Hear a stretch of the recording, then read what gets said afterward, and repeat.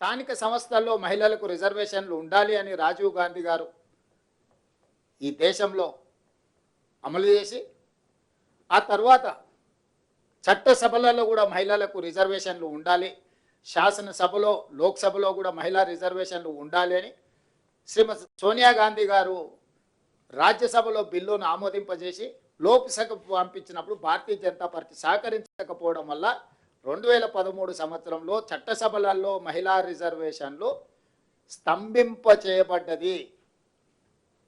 2013 నుంచి 2023 వరకు 10 సంవత్సరాలు నరేంద్ర మోడీ గారు ప్రధానమంత్రిగా మహిళా రిజర్వేషన్లు ఊసే ఎత్తకపోవడం, మహిళలకు రిజర్వేషన్లు ఇవ్వాలన్న ఆలోచన చేయకపోవడం వల్ల దాదాపుగా 10 సంవత్సరాలు మహిళా రిజర్వేషన్లు కాంగ్రెస్ తీసుకున్న నిర్ణయం, సోనియా గాంధీ గారు పాస్ చేసిన బిల్లు లోక్సభ ఆమోదాన్ని నోచుకోకుండా 10 సంవత్సరాలు కాలగర్భంలో కలిసిపోయినట్టుగా కనుమరుగైంది.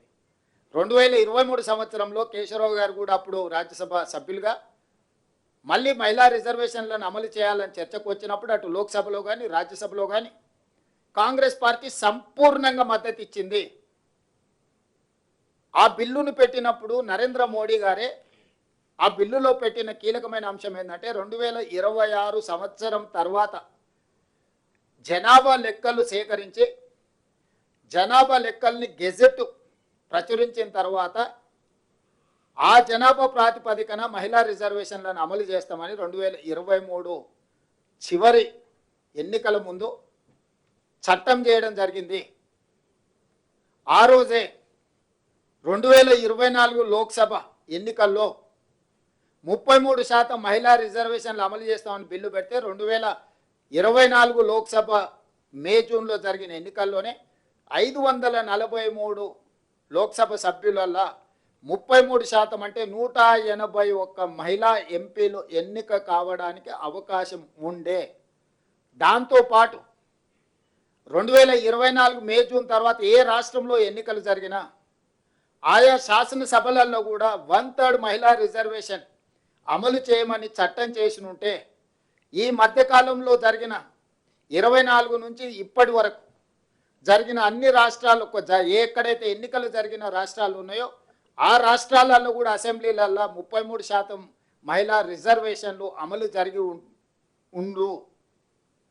కానీ చిత్తశుద్ధి లేని ఎన్డీఏ ప్రభుత్వము ఆ రోజు చట్టాన్ని లోక్సభలో ఆమోదించినప్పుడు తక్షణమే అమలు చేసే అవకాశం ఉన్న చట్టంలో ఫిట్టింగ్ పెట్టి మహిళలకు రిజర్వేషన్లను దూరం చేసింది ఎన్డీఏ ప్రభుత్వం.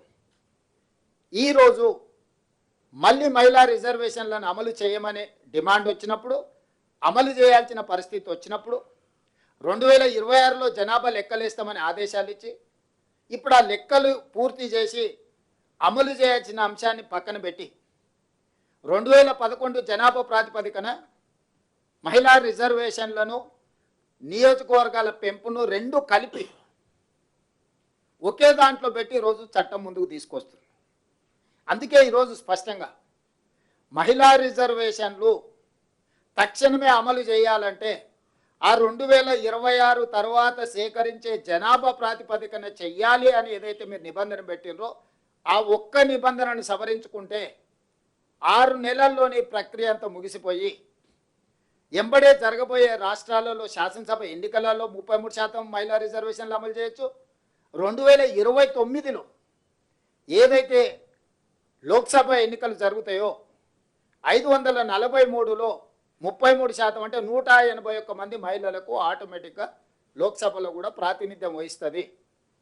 అట్లా అమలు చేయకుండా ఈరోజు సీట్ల పెంపు కార్యక్రమాన్ని, నియోజకవర్గాల పునర్విభజన కార్యక్రమాన్ని కూడా దీంతో పాటు కలిపినరు. ఇక్కడే రాజకీయ కుట్ర, రాజకీయ అసమానతలు, రాజకీయ వివక్ష ఇవన్నీ మిళితమై ఉన్నాయి.